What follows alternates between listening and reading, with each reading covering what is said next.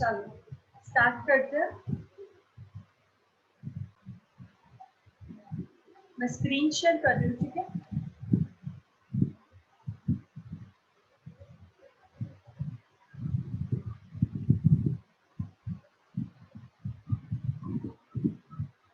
Alright, आज का जो हमारा टॉपिक है वो है ऑपरेशनल रिसर्च, ठीक है।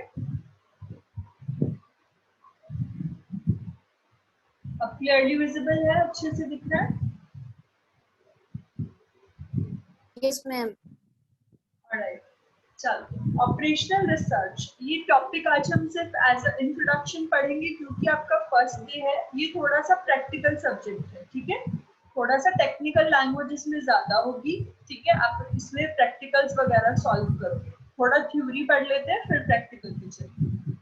तो ऑपरेशनल रिसर्च जो होता है वो बेसिकली आपकी सारी एक्टिविटीज से रिलेटेड होता है, ठीक है। जब आप अपनी एक्टिविटीज से रिलेटेड रिसर्च करोगे तो वो ऑपरेशनल रिसर्च में आता है। अगर हम इसका मीनिंग या डेफिनेशन पढ़े, it is the application of scientific methods, techniques and tools to problems involving the operation of a system. यहाँ तक की लाइन का मतलब ये है कि ये जो ऑपरेशनल रिसर्च है ये साइंटिफिक मेथड है, टूल है और टेक्निक्स है वो सारी प्रॉब्लम्स के लिए जो हमारे ऑपरेशंस में आती है। जब हम काम कर रहे होते हैं तो बहुत अलग अलग तरीके की प्रॉब्लम्स हमारी प्रोसेस में आती हैं। उन्हें दूर करने के लिए हम जो टूल्स, टेक्निक्स और मेथड चूज करते हैं वो ऑपरेशनल रिसर्च में आता है। क्लियर? यहाँ तक समझ आया?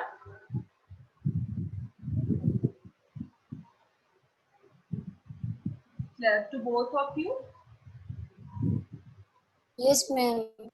Alright. चलते हैं। डेफिनेशन की बात करें, डेफिनेशन में लिखा है ऑपरेशनल रिसर्च या फिर ओआर जिसको हम बोलते हैं। OR is an analytical method of problem solving and decision making. इससे आपको आइडिया लगता है कि जो आपका OR है वो एक मेथड है जो आपका प्रॉब्लम सॉल्व करने में हेल्प करता है और डिसीजन लेने में हेल्प करता है। एग्जाम्पल के थ्रू समझेंगे। फॉर एग्जाम्पल आपकी जो कंपनी है, मान लो कि हमारी क्लास में बच्चे कम आ रहे हैं, ठीक है। अगर मेरी क्लास में बच्चे कम आ रहे हैं तो मुझे पता करना पड़ेगा कि मेरी क्लास में बच्चे कम क्यों आ रहे हैं। प्रॉब्लम है कि बच्चे नहीं आ रहे हैं क्लास में। प्रॉब्लम से रिलेटेड जब मैं रिसर्च करूंगी कि क्यों नहीं आ रहे हैं और मैं उसका सोल्यूशन ढूंढूंगी, बच्चों को क्लास में लेके आऊंगी, वो सब मेरा ऑपरेशनल रिसर्च के तौर पे कहा जाएगा, ठीक है। क्लियर? नेक्स्ट टॉपिक जो हम पढ़ने वाले हैं वो है स्कोप। स्कोप का मतलब जानते हो? आइडिया के बारे में? स्कोप, स्कोप क्या होता है?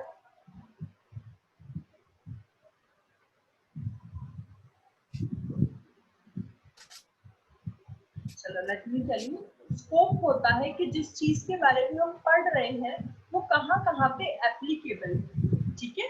हम चेक करेंगे ऑपरेशनल रिसर्च जो हमारा OR है, OR कहाँ कहाँ पे एप्लीकेबल है। OR की एप्लीकेशंस चेक करते हैं। फर्स्ट है मैन्युफैक्चरिंग मैनेजमेंट।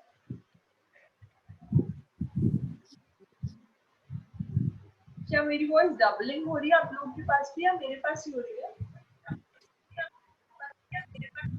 नहीं हो रहा मैम। ऑलराइट, मतलब है मेरे लिए। चलो ठीक है, हम करते हैं। फर्स्ट हम कर रहे हैं एप्लीकेशन ऑफ OR, यानी OR कहाँ कहाँ पे एप्लीकेबल है। सबसे पहले मैन्युफैक्चरिंग मैनेजमेंट में एप्लीकेबल है। कैसे? जब हम मैन्युफैक्चरिंग करते हैं तो उस टाइम पे जितने भी प्रॉब्लम्स आते हैं उन्हें भी तो सॉल्व करते हैं ना, ठीक है। तो वो सब वहाँ पे OR यूज करेंगे। सेकेंड है finance and budget. Finance and budget में भी OR यूज होता है। परचेजिंग में OR यूज होता है। अच्छा, अब मुझे बताओ परचेजिंग में OR यूज कैसे होगा?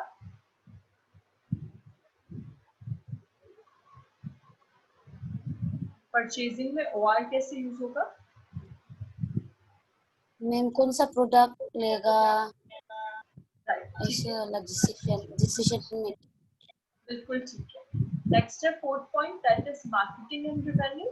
ठीक है, मार्केटिंग के लिए भी हम ओआर करते हैं, ऑपरेशनल रिसर्च। टेलीकम्युनिकेशन में भी यूज होता है, हेल्थ केयर मैनेजमेंट में भी यूज होता है, एनर्जी, इन्वायरमेंट एंड एग्रीकल्चर में, मिलिट्री डिफेंस, नेशनल प्लानिंग में और गवर्नमेंट डेवलपमेंट। ठीक है, या फिर पीएसयूज, यानी यहाँ पे जो लिखा है public sector units. Public sector units क्या होती है, बाकी सबके बारे में पता है, पब्लिक सेक्टर यूनिट का पता है? इनमें से कौन कौन से डिपार्टमेंट हैं जिनके बारे में आप नहीं जानते, फिर मैं उसे डिटेल में बता दूं। न्योम आप भी देखो एक बार, कौन सा ऐसा डिपार्टमेंट है जो समझना है। पीएसयूज में कराऊंगी, पब्लिक सेक्टर यूनिट जो लिखा है ये मैं पढ़ाऊंगी, बाकी देखो कौन सा नहीं आता।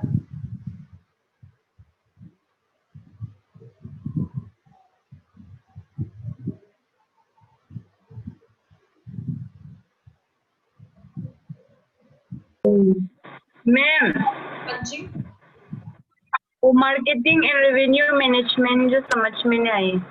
ठीक है, मार्केटिंग में ओआर कैसे हेल्प करेगा। जब हमें मार्केटिंग करना है, हमें पता है हमने अपना प्रोडक्ट तैयार कर लिया, ठीक है, उसके बाद हमें मार्केट में अपने प्रोडक्ट के बारे में जानकारी भी तो देनी है। ठीक है, जब हम जानकारी देंगे तो हमें ये चीजें भी तो देखनी पड़ेगी ना कि कौन से मार्केट में हम अपने इस प्रोडक्ट को सेल करेंगे। ठीक है, वहां पे भी हमारे बहुत से टूल्स एंड टेक्निक्स यूज होंगे, ओआर यूज होगा। ठीक है, समझ आया? Yes ma'am. जितना आप मार्केटिंग करोगे उसी से रिवेन्यू होता है, रिवेन्यू आपका प्रॉफिट कहते हैं जिसको। ठीक है, रिवेन्यू आपके मार्केटिंग से है। और किसी में?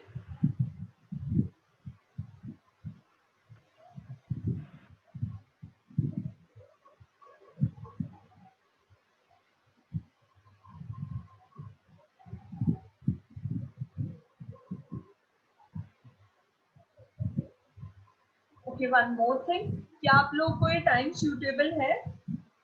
किसी को कोई इशू है इस टाइम के साथ?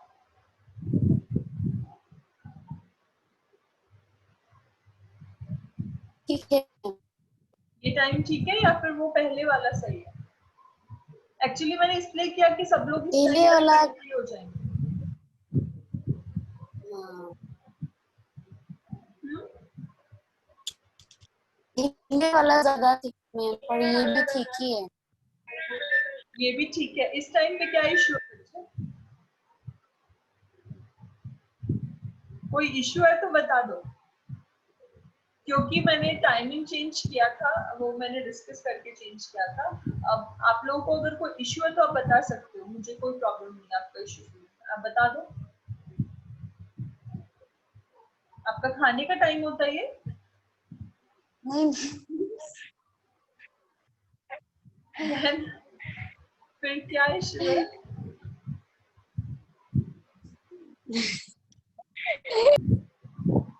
चलो, हम लोग डिस्कस कर रहे थे स्कोप। ठीक है, स्कोप में आप लोगों को कौन से और किसी टॉपिक में है? पब्लिक सेक्टर यूनिट्स फिर मैं बताऊंगा ना। और किसी डिपार्टमेंट के बारे में कोई इंफॉर्मेशन चाहिए?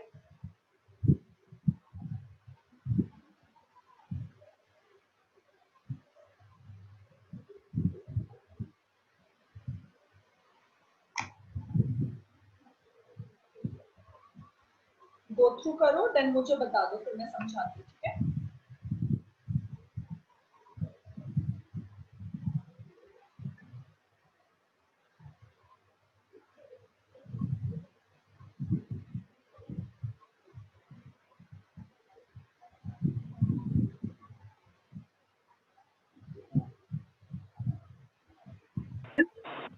मैम हाँ जी,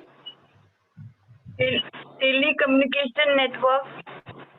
टेलीकम्युनिकेशन बेसिकली जो हमारे नेटवर्क सेटअप किया जाता है ना, जो हमारा अब आपका जैसे अब हमारी अलग अलग कंपनीज हैं, सिम अलग अलग है हमारा, तो हर एक का अपना अलग नेटवर्क सेटअप किया जाता है। अब अगर नेटवर्क इशू आएगा तो उससे रिलेटेड भी तो इशू फाइंड आउट किया जाएगा ना, फिर उससे रिलेटेड सिचुएशन हम लोग सोल्यूशन फाइंड आउट करेंगे।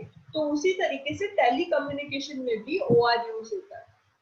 ठीक है, अब जैसे हमारा नेटवर्क है, किसी एरिया में बहुत अच्छी क्वालिटी का है, किसी एरिया में बहुत कम है, जहाँ पे कम है वहां पे हम रिसर्च ही करेंगे ना कि यहाँ पे कम क्यों है, यहाँ पे हमारी क्वालिटी सही क्यों नहीं जा रही है, ठीक है। तो वहाँ पे हम एक्स्ट्रा टावर्स लगवाएंगे, टावर लगाने के बाद हम लोग वहाँ पे नेटवर्क कनेक्शन सेटअप करेंगे, ठीक है। तो उस तरीके से टेली कम्युनिकेशन में भी OR यूज होता है। क्लियर? ओके, तो अब मैं पब्लिक सेक्टर यूनिट्स बता दूं। पब्लिक सेक्टर, अच्छा 9th पॉइंट क्लियर है? National plans, national plan budget national plans हम लोग जो हर साल बजट बनाते हैं ना उसके रिलेटेड है कि फॉर एग्जांपल लास्ट ईयर जो हमारा बजट रहा उसके बेसिस पे हम नेक्स्ट ईयर का बजट प्लान करेंगे। ट्रू, ठीक है। तो अब जब हम नेक्स्ट ईयर लास्ट ईयर का बजट देख रहे हैं जो हमारा हमने बनाया था उसके बेसिस पे जो रिजल्ट आया, जब उसको टैली करेंगे तो कुछ प्रॉब्लम्स हमें देखने को मिलेंगी। ऐसा तो नहीं है कि हर एक बजट परफेक्ट होता है, नहीं ना कुछ प्रॉब्लम्स उसमें होती है।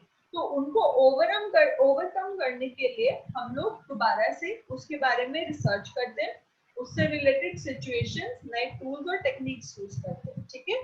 नेशनल बजट समझ आया? लास्ट है पब्लिक सेक्टर यूनिट्स और गवर्नमेंट डेवलपमेंट्स, ठीक है। अब पब्लिक सेक्टर यूनिट्स क्या होती है?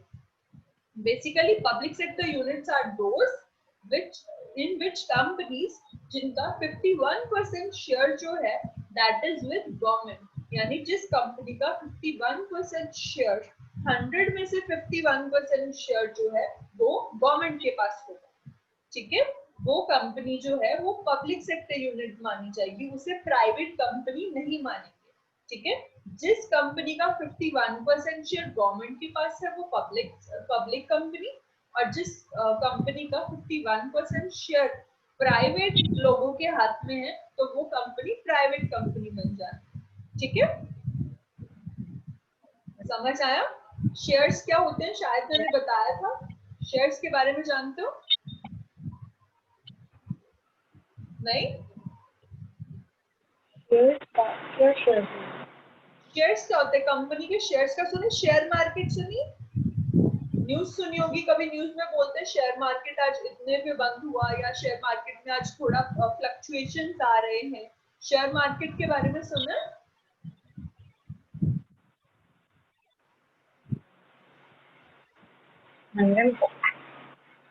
हाँ जी, नो मैम, नहीं सुना? ओके, शेयर्स क्या होते हैं? जब आप एक कंपनी की बात करते हो ना, तो अगर आपने मान लो हिक्कम ने कोई कंपनी स्टार्ट करनी, ठीक है, हिक्कम ने कोई कंपनी स्टार्ट करनी है, उस कंपनी को स्टार्ट करने के लिए 50,000 चाहिए, ठीक है, और हिक्कम के पास सिर्फ 25,000 अवेलेबल है, बाकी का 25,000 हिक्कम कहाँ से अरेंज करेगी?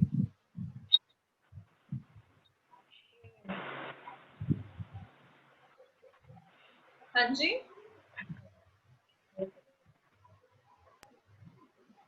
पार्टनरशिप का सेट करें। पार्टनरशिप कर सकते हो। उसके अलावा मान लो कि नियम ने बोल दिया उसे आपके साथ पार्टनरशिप नहीं करनी, तो फिर क्या करोगे? क्या चॉइस है आपके पास? शेयर्स तो बेटा आपको पता ही नहीं है। नॉर्मली अगर हमें पैसे चाहिए होते हैं, कोई कहीं से अरेंज नहीं हो रहे हैं, तो हम लोग क्या करते हैं? बैंक से लेते हैं, बैंक से लोन लेंगे, हाँ जी, ठीक है। अगर बैंक से भी लोन हमें नहीं मिलता तो हमारे पास एक थर्ड ऑप्शन होता है जो बहुत सस्ते में पड़ता है और बहुत इजीली अवेलेबल होता है। बहुत से ऐसे लोग हैं जो अपने पैसे कंपनीज में लगाना चाहते हैं, ठीक है। तो कंपनी क्या करती है?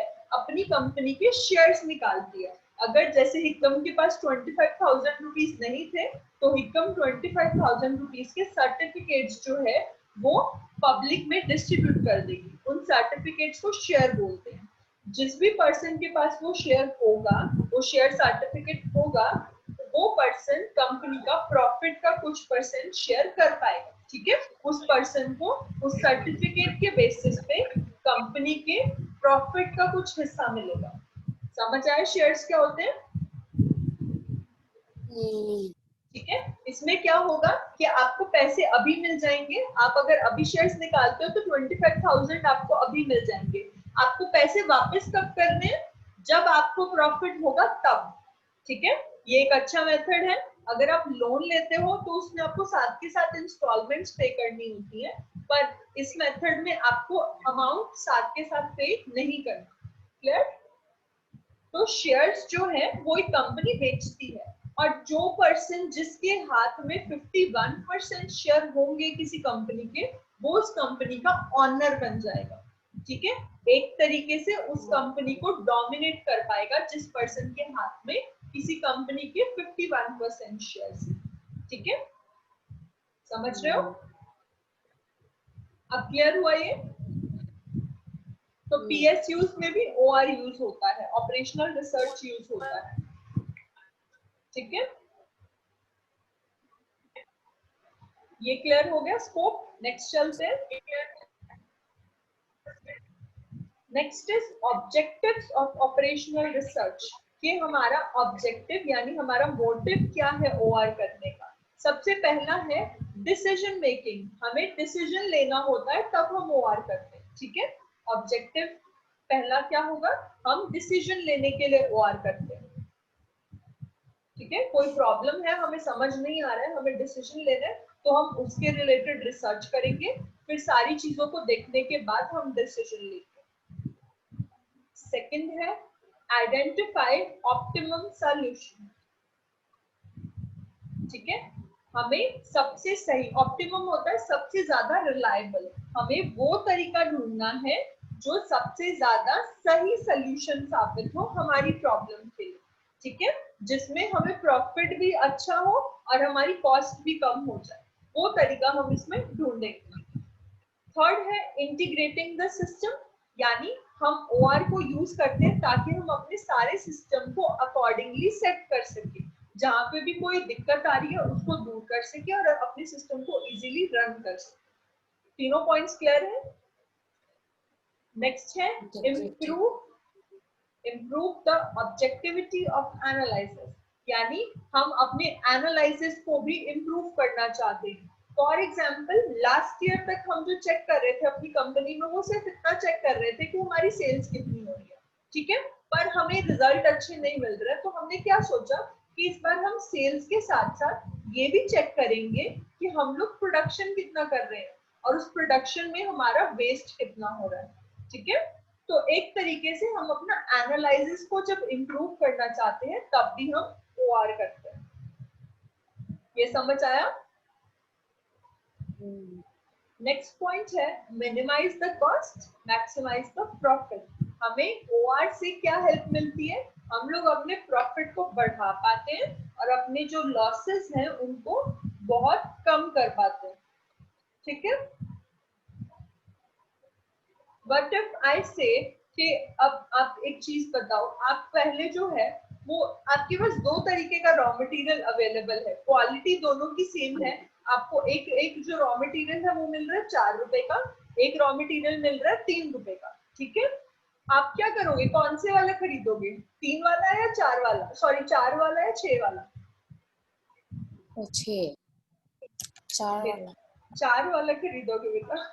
ठीक है, जो हमें सस्ते में मिल रहा है, क्योंकि क्वालिटी से कोई कॉम्प्रोमाइज नहीं हो रहा, तो हमें 4 रुपीज वाला रॉ मटेरियल भी चल जाएगा। कहाँ हम 6 रुपए का जो रॉ मटेरियल ले रहे थे उससे हमारा कॉस्ट ज्यादा आ रही थी। ठीक है, जब हम 4 रुपए वाला रॉ मटेरियल लेंगे उससे हमारा प्रॉफिट बढ़ेगा और कॉस्ट जो है वो कम हो जाएगी। ठीक है, तो ओआर से हम वो चीजें कर सकते हैं जिससे हमारा प्रॉफिट बढ़े और कॉस्ट कम हो जाए। नेक्स्ट पॉइंट आपको समझ आ गया होगा, इम्प्रूव द प्रोडक्टिविटी। अपने प्रोडक्टिविटी को इम्प्रूव करने के लिए ओआर यूज करते हैं। सक्सेस इन कंपटीशन, यानी हम अपने कॉम्पिटिटर्स को पीछे छोड़ने में ओआर यूज कर सकते हैं।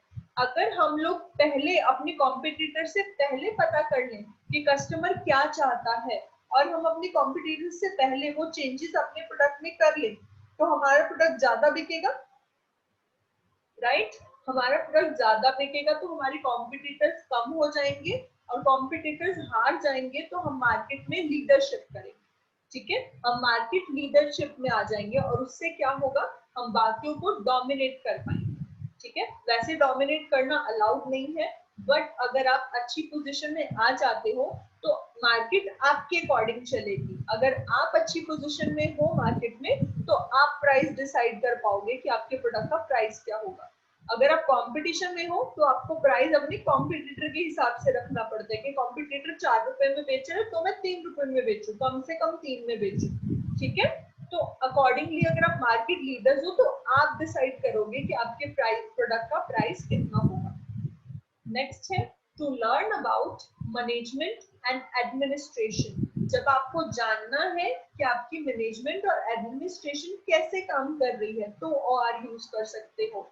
और सोशियो कल्चरल बिहेवियर के अकॉर्डिंग आपकी मैनेजमेंट होनी चाहिए। सोशियो कल्चर क्या होता है? हमारी सोसाइटी का जो कल्चर है, ठीक है। ऑलराइट, उससे क्या होगा? अगर आपकी सोसाइटी में कल्चर है, अब जैसे आप लोगों ने मुझे एक बार बताया था कि नॉर्थ ईस्ट में क्या होता है, आपके वहां पे नॉन वेजिटेरियन ज्यादा है ना, राइट? वहां पे वेजिटेरियन लोग कम है, नॉन वेजिटेरियन ज्यादा है। अब आपकी सोसाइटी उस तरीके की है, अगर मुझे रेस्टोरेंट नॉर्थ ईस्ट में खोलना है, मुझे अपना रेस्टोरेंट नॉर्थ ईस्ट में खोलना है तो मुझे अपना मेन्यू उस हिसाब से डिसाइड करना पड़ेगा जो वहाँ की सोसाइटी है। अगर मैं वेजिटेरियन वहां पे रेस्टोरेंट खोल लेती हूँ तो वो इतना फ्लरिश नहीं होगा जितना वहां पे नॉन वेजिटेरियन रेस्टोरेंट फ्लरिश करेगा। ठीक है, समझ रहे हो? तो मुझे अपनी मैनेजमेंट किस हिसाब से करनी है? सोसाइटी के बिहेवियर के हिसाब से। ये पॉइंट समझ आया? लास्ट पॉइंट है to develop more effective approach to the programming. आप लोग OR को यूज करते हो ताकि आप अपने प्रोग्राम की तरफ सबसे अच्छी अप्रोच ले सको। ठीक है, किसी काम को करने का सबसे आसान तरीका ढूंढ सको तो आप OR यूज करते हो। आप मान लो कि आपको एक बड़ा सा फर्नीचर जो है वो फर्स्ट फ्लोर पे पहुंचाना है, ठीक है, तो आप उसको ऊपर पहुंचाने का सबसे इजी वे ढूंढोगे, राइट? तो आप क्या तरीके ढूंढ सकते हो? या तो आप लोग क्या करो, उसको वहीं से अपलिफ्ट करो या फिर उसको स्टेयर्स के साइड से लेके जाओ, है ना? यही दो वेज हो सकते हैं। अब according to the environment, according to the infrastructure, आप डिसाइड करोगे कि किस तरीके में कम मेहनत होगी और कम टाइम में मेरा फर्नीचर फर्स्ट फ्लोर पे पहुंच जाएगा। ठीक है, तो हम लोग OR के थ्रू सबसे इफेक्टिव अप्रोच ढूंढ सकते हैं कि हमें अपने काम को कैसे करना। ऑब्जेक्टिव्स में कोई डाउट है? एक बार गो थ्रू कर लो। मैं 2 मिनट पानी पी लूं।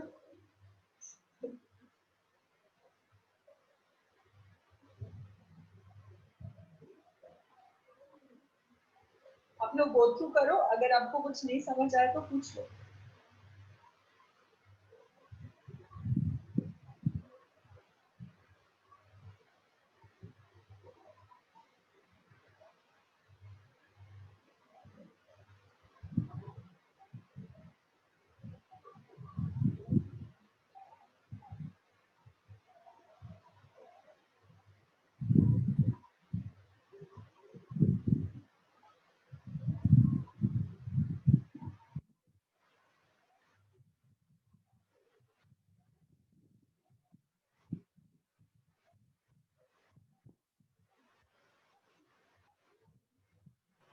मैम, हाँ जी, बताओ।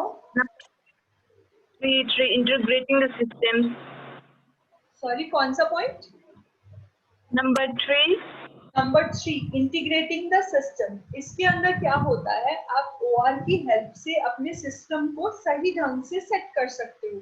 फॉर एग्जाम्पल के थ्रू समझते हैं। आपकी कंपनी में बहुत सारे डिपार्टमेंट हैं। एक परचेजिंग डिपार्टमेंट है, एक आपका सेल्स डिपार्टमेंट है, एक फाइनेंस डिपार्टमेंट है और एक आपका मार्केटिंग डिपार्टमेंट है। ठीक है, ये 4 डिपार्टमेंट आपकी कंपनी में है। अब जो मार्केटिंग वाला है उसकी सेल्स वाले से नहीं बनती, सॉरी, जो आपका मार्केटिंग और सेल्स वाला अलग कर दिया मैंने। आपका जो परचेजिंग डिपार्टमेंट है उसकी सेल्स डिपार्टमेंट से बनती नहीं। ठीक है, जो परचेजिंग डिपार्टमेंट का मैनेजर है उसका अच्छा कोऑर्डिनेशन नहीं है सेल्स डिपार्टमेंट वाले के साथ, आपका काम अच्छे से नहीं हो रहा। ठीक है, तो OR के थ्रू आप क्या कर सकते हो, वो बेस्ट पॉसिबल वे ढूंढ सकते हो कि आप इस प्रॉब्लम का सोल्यूशन ढूंढो और आपका जो सिस्टम है वो सही तरीके से काम करे, इंटीग्रेटेड तौर पे, यानी इकट्ठा कोऑपरेट करके काम करे। समझ आया? समझ आया न्यो? Yes, ma'am. ठीक है, और कोई पॉइंट?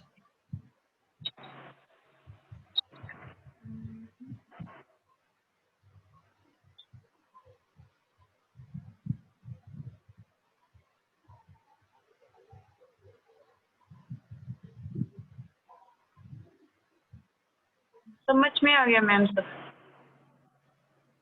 ऑलराइट, नेक्स्ट चले फिर।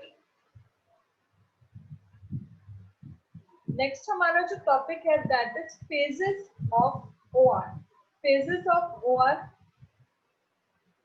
जिसमें हम स्टेप्स पढ़ेंगे कि हम ओआर को कैसे कंडक्ट कर सकते हैं। ठीक है, वी हैव 10 मिनट्स ओनली, हमारा टाइम कम है। ठीक है, जितना आज हो जाएगा उतना ठीक है, वरना नेक्स्ट क्लास में कंटिन्यू करेंगे। ठीक है, मैं अभी पढ़ा रही हूँ।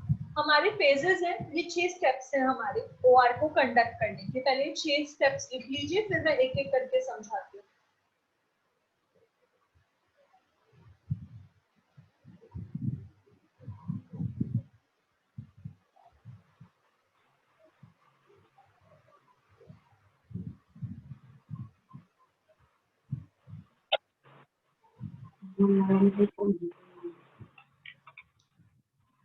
नोट डाउन हो गए?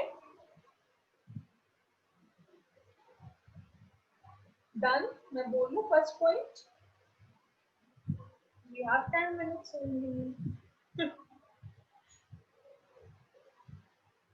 चलो, अभी आज हम एक काम करेंगे, 3 स्टेप्स आज कर लेते हैं, 3 नेक्स्ट क्लास में कर लेंगे क्योंकि टाइम कम रह गया हमारे पास। ठीक है, फर्स्ट है हमारा फॉर्मुलेट द प्रॉब्लम। एक चीज बताओ, आप हमने पढ़ा ओआर के अंदर हम सोल्यूशन ढूंढते हैं, सबसे बेस्ट पॉसिबल सोल्यूशन किसी भी प्रॉब्लम के लिए। तो सबसे पहली चीज क्या होगी किसी स्टेप की? हम प्रॉब्लम पता करेंगे कि हमारे यहाँ पे प्रॉब्लम है क्या। सोल्यूशन तो बाद में आता है, फर्स्ट स्टेप में हम लोग क्या ढूंढेंगे कि हमारे पूरे सिस्टम में प्रॉब्लम है क्या और किस जगह पे प्रॉब्लम है। ठीक है, first step is related to formulating the problem. हम प्रॉब्लम पता करते हैं। ठीक है, फर्स्ट स्टेप है हमारा to formulate the problem, to find out the problem. जहां पर भी प्रॉब्लम होगी अकॉर्डिंगली हम आगे के स्टेप्स लेंगे। सेकंड है डेवलप अ मॉडल। अब जब आपको प्रॉब्लम पता चल गई तो आप क्या करोगे? लिस्ट आउट करोगे। आप सोचोगे कि इस प्रॉब्लम को सॉल्व करने के क्या क्या मेथड हो सकते हैं। आपके पास 10, 15, 20 जितने मेथड्स होंगे आप सबको एक जगह पे कंबाइन कर लोगे, लिख लोगे कि ये वेज हैं मैं अपनी प्रॉब्लम को सॉल्व कर सकता हूँ। ठीक है,